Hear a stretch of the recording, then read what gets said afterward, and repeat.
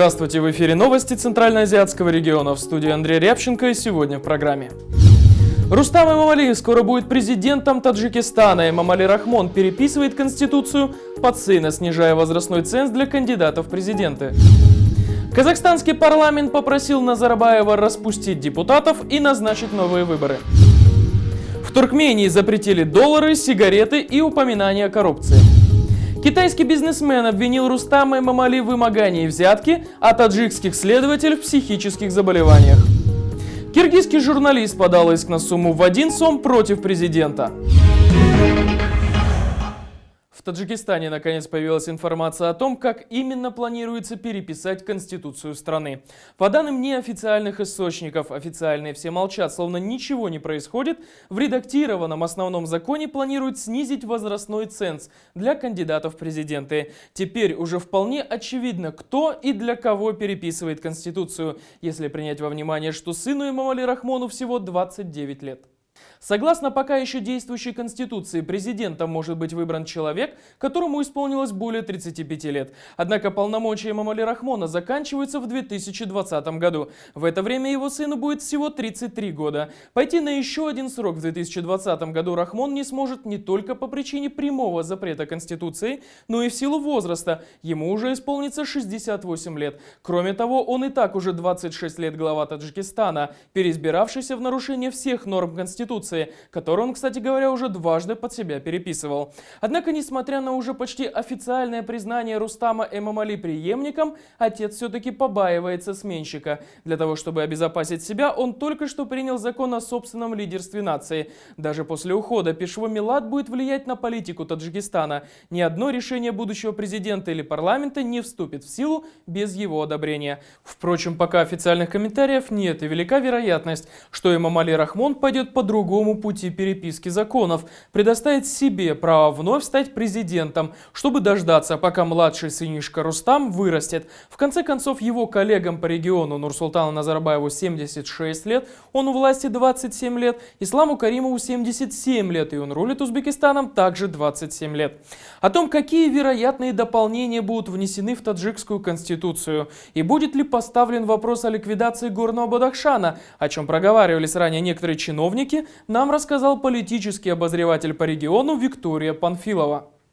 Что касается продления срока и так называемой операции «Преемник», обе эти версии имеют право на существование, поскольку президент Рахмон находится в достаточно молодом возрасте, и еще лет 10 он может спокойно находиться у власти, глядя на своих коллег, допустим, в Казахстане, в Узбекистане, которым уже далеко за 70. Вторая версия, операция «Преемник», она тоже разрабатывается. Его сыну сейчас около 30 лет, я точно не помню его возраст, но по действующей Конституции кандидат на пост президента должен быть не моложе 35 лет. И если он действительно готовит своего сына в президенты, то могут внести изменения и в Конституцию, сделать с 30 лет. Но мне кажется, что все-таки для президента это немножко слишком молодой возраст. Циркулирует, что Горно-Бадахшанская область может потерять статус автономии, дабы больше подчинить ее центру. Но это вызовет большой протест населения, может вызвать, мне так кажется. И стоит ли сейчас обострять ситуацию в республике, и без того сложную? Риск для стабильности. После сентябрьских событий, после ликвидации генерала Назарзады, после ликвидации партии Исламского Возрождения, еще себе получить головную боль в Бадахшане, мне кажется, это надо быть совсем самоубийцем. По данным источников Азии Плюс, главная задача новой редакции закона – снижение ценза для кандидатов в президенты. Однако не только. Еще одно новшество – запрет возможности создания политических партий на религиозной основе, что направлено в первую очередь на уничтожение любых попыток восстановления оппозиционной партии Исламского Возрождения. Так что же за поправки будут внесены в Конституцию? И почему они столь секретны, что их держат в тайне от народа? Эти вопросы мы задали депутатам Таджикистана. Поправки, они пока не до конца доведены еще. Как будут? Это была установка на прошлом послание президента, а нет, президент поставил, когда в послании 2015 года, там была поставлена задача о пересмотре некоторых положений. А сейчас разрабатывается, она до конца не доведена, как будет, значит, есть объявление о том, что изменения и дополнения будут, значит, внесены, и редакционные там, и содержательные части. Здесь уже конкретно не могу сказать, но то, что если редакционные правки, будут редакционные правки, будут некоторые новые нормативы. Но пока оно разрабатывается, до конца не доведено. Одновременно с этим стало известно, что арестованный сотрудниками антикоррупционного агентства Таджикистана по обвинению в даче взятки китайский бизнесмен написал обращение к президенту Таджикистана. В нем предприниматель не только указал, что не давал взятки, а наоборот пытался разоблачить чиновников, но и то, что сотрудники этого самого ведомства ссылались в откате на сына президента, которому должна была быть отдана львиная доля. В июле прошлого года сотрудниками агентства по борьбе с коррупцией был задержан китайский бизнесмен. Его обвинили в даче взятки сотрудникам, которые проводили ревизию. Однако предприниматель указывает, что присланные агентством ревизоры сами требовали взятки в размере $400 тысяч, указав на необходимость передачи средств наверх. Аудиторы якобы действовали от имени руководства агентства, намекая на сына президента, а в случае отказа угрожали арестом китайцу. Сам поданный Поднебесный при этом зафиксировал передачу денег на диктофон и фотоаппарат, чтобы после доказать президенту Таджикистана, что творят его чиновники от имени его сына. Однако в итоге предпринимателя просто арестовали. Такая позиция подозреваемого изложена в обращении к Эмомали Рахмону. Примечательно, что Генпрокуратура во время проверки встала на сторону чиновников, а неоднократные попытки обвиненного встретиться с Рустамом Эмомали не увенчались успехом. После этого китайский бизнесмен попросил проверить следователя по делу на психическую вменяемость, так как последний неоднократно допускал грубости и даже рукоприкладства. А далее коротко о других событиях Центральноазиатского региона. На востоке Афганистана при взрыве рядом с консульством Пакистана погибли 6 человек. Один нападавший взорвал бомбу у полицейского автомобиля, второй боевик, устроивший засаду, на протяжении часа обстреливал здание диппредставительства. Землетрясение магнитудой 5,8 баллов произошло на территории афганского горного Бадахшана. Толчки ощущались в Ташкенте и Душанбе. Информации о пострадавших и разрушениях нет. В Кыргызстане из-за ДТП, в которое попал бензовоз, в реку вылилось 14 тонн бензина. Водитель не справился с управлением и обрушил машину в реку. Экотехинспекция перекрыла русло и запретила пить воду из этой реки жителям близлежащих сел. В Кыргызстане правительство постановило в срок в 2,5 месяца провести полное обязательное страхование для всех владельцев машин. Всего в Кыргызстане зарегистрировано свыше 1 100 000 автомобилей, и краткие сроки вызвали множество вопросов у населения страны. Установленная в горах Кыргызстана фотоловушка зафиксировала бурую медведицу с 3 маленькими медвежатами. Бурые медведи были замечены на территории заповедников в Тиньшанских горах. Медведи в республике являются крайне редким видом. В казахстанской Кызылорде на центральной площади сгорела новогодняя елка. Интересно, что главная новогодняя елка Кызылорды уже горела в 2014 году. Тогда произошло замыкание электропроводки конструкции из-за погодных условий. Казахстанские реставраторы закончили работу по воссозданию древних артефактов, среди которых имеются седло, колчан, головной убор, датируемые 4-3 веком до нашей эры. Всего было отреставрировано около 450 предметов. Объекты были найдены в разное время на раскопках, среди них остатки древнего седла, которому более 2500 лет. Сегодня казахстанские депутаты Нижней Палаты обратились к Нурсултану Назарбаеву с просьбой о распуске парламента Нижней Палаты и проведении досрочных выборов. Сегодня глобальный системный кризис охватил все страны мира и даже развитые ведущие государства. Сложная геоэкономическая и геополитическая ситуация в мире сопровождается ростом международной напряженности, вспышкой новых конфликтов и усилением террористических угроз. В этой связи, для того, чтобы незамедлительно приступить к реализации новых реформ уже сейчас, а также для эффективной реализации антикризисных мер, мы выступаем с инициативой о досрочном прекращении полномочий Маджлиса 5-го созыва и назначением новых выборов в парламент. Фракции партии «Ак Жол» также заявляю, что мы единогласно выступаем в поддержку данного обращения и солидарны в этой позиции с нашими коллегами из других фракций. Неочередные парламентские выборы позволят безболезненно пройти временной лаг, который может негативно отразиться как на национальном бизнесе, так и в целом на развитии страны. Проведение наряду с парламентскими выборами выборов депутатов маслихатов всех уровней также позволит сэкономить столь необходимые сейчас на цели развития государственные средства. Как зачитывал обращение депутат-коммунист, так и звучат все комментарии относительно этого события в традиции лучших времен застоя СССР. Депутаты высокопарно заявили, что Мажилис выполнил историческую миссию, создав законодательную базу для реализации плана наций, 100 шагов по реализации 5 институциональных реформ, заявленных Назарбаевым в прошлом году.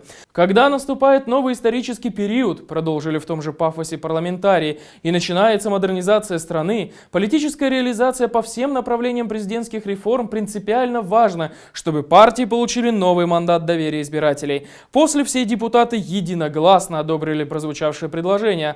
Полномочия нынешнего созыва истекают только осенью. Предыдущие выборы в парламент Казахстана также были досрочными. Тогда их необходимость объяснили ожиданием финансового и экономического кризиса. Эксперты полагают, что никаких серьезных изменений в политической панораме Казахстана не произойдет, так как вся оппозиция выдавлена из страны, либо уничтожена.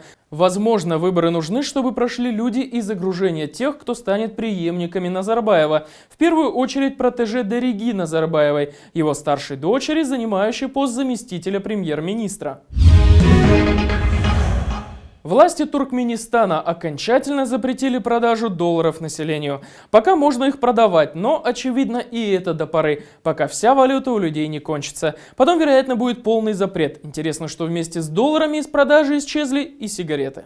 По данным альтернативных новостей Туркменистана, в банках говорят, что отныне в Туркмении доллар не котируется. Желающим выехать за рубеж нужно оформлять пластиковую карту, вносить на нее манаты, а доллары снимать только за рубежом. В пунктах денежных переводов, вне зависимости от того, в какой валюте был послан перевод, отдают средства только в манатах, притом по официальному курсу, который на порядок меньше реального. Впрочем, власти готовы ликвидировать и черный рынок. Валютчиков массово отлавливают и забирают в отделение полиции. По данным хроники Туркменистана, вместе с этим в стране исчезли сигареты. В Ашхабаде служба по защите безопасности здорового общества пригрозила всем продавцам крупными штрафами за продажу табачных изделий. Расправа с курильщиками началась после того, как Туркмению поставили в пример борьбы с вредной привычкой даже Европе. Очевидно, Бердым Мухамедову это польстило, и он решил окончательно победить табак. Также под запретом оказались и упоминания о коррупции. По данным Азатлыка, генпрокурор республики признал, что отдельные работники некоторых министерств, отраслевых ведомств и хекимликов задержаны в коррупции. Анализ публикаций, посвященных заседанию, показал, что упоминание о прозвучавших фактах коррупции был только на туркменском языке, а тот же отчет на русском и английском этих утверждений уже не содержит. Киргизский журналист Дайырбек Орунбеков подал против президента Кыргызстана иск об оскорблении чести и достоинства. Он хочет отсудить у главы государства 1 сом. Акула-пера возмутился словами президента, сказанными им во время пресс-конференции, когда Атамбаев заявил, что Орунбеков отрабатывает чьи-то и какие-то деньги. История тяж президента и журналиста длится уже давно. В прошлом году генпрокурор решила защитить честь и достоинство Атамбаева, подав в суд исковое заявление против журналиста, который написал несколько критических статей о главе государства. Суд оценил оскорбление в 2 миллиона сомов. Журналисту запретили выезд из страны до выплаты средств Атамбаеву. На пресс-конференции журналист спросил об этом деле, и глава государства резко ответил, что «я этого Орунбекова никогда не прощу. Ты где-то отрабатывал эти деньги, вот пусть они за тебя и заплатят». Тем самым, по мнению журналиста, президент оклеветал истца. В заявлении в суд указывается, что на фоне таких выражений и словосочетаний, как «дерьмо», «дерьмо в головах», «дерьмовые политики» и многих других, широко применявшихся президентом на пресс-конференции, Орунбеков и его родные серьезно опасаются за жизнь и здоровье, поскольку все эти слова являются недалекими от выражений, употребляемых представителями криминалитета. Журналист в итоге оказался менее меркантильным, чем президент. Он попросил взыскать только 1 сом, а не 2 миллиона, как с него. О подробностях этого дела и о том, не испытывает ли журналист давления со стороны властей, нам рассказал его общественный защитник Адиль Турдукулов.